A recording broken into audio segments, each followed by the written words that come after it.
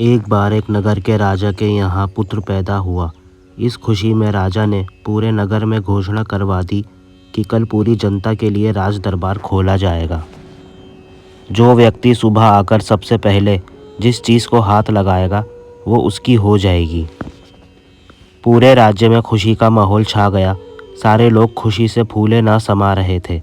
कोई कह रहा था कि मैं तो सोने के कलश पर हाथ लगाऊंगा। किसी को घोड़ों का शौक था तो वो बोल रहा था कि घोड़े को हाथ लगाऊंगा। इसी तरह सारे लोग रात भर यही सोचते रहे कि सुबह वे किस किस चीज़ को सबसे पहले हाथ लगाएंगे।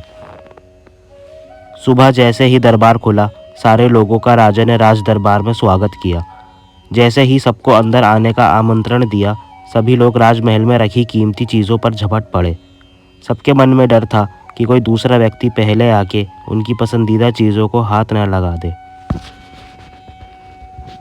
कुछ ही देर में दरबार का माहौल बड़ा अजीब हो गया। सारे लोग इधर उधर दौड़ने लगे।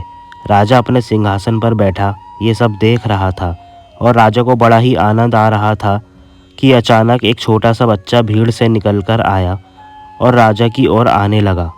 राजा उसे देखकर कुछ समझ नहीं पाया और इतने में वो बच्चा राजा के नज़दीक आया और उसने राजा को हाथ लगा दिया। अब राजा उसका हो चुका था, तो इस तरह राजा की हर चीज़ उसकी हो गई। इसी तरह जैसे राजा ने जनता को मौका दिया, वैसे ही हमारा ईश्वर हमें रोज़ाना मौका देता है कुछ पाने का। लेकिन हम नादान हैं और ईश्वर की बनाई हुई चीज़ों को पाने में अपनी पूरी शक्ति लगा देते हैं। किसी को गाड़ी चाहिए तो किसी को बंगला, किसी को पैसा तो किसी को शान व शौकत। रोज़ भगवान से प्रार्थना में भी भगवान की ही चीज़ें मांगते हैं।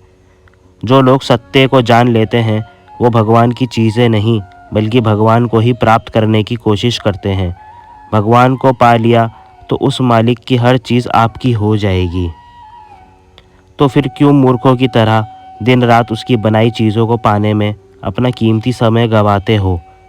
सीख, उस ईश्वर की स्तुति करो, उसे पाने की कोशिश करो, फिर उसकी हर चीज़ आपकी हो जाएगी।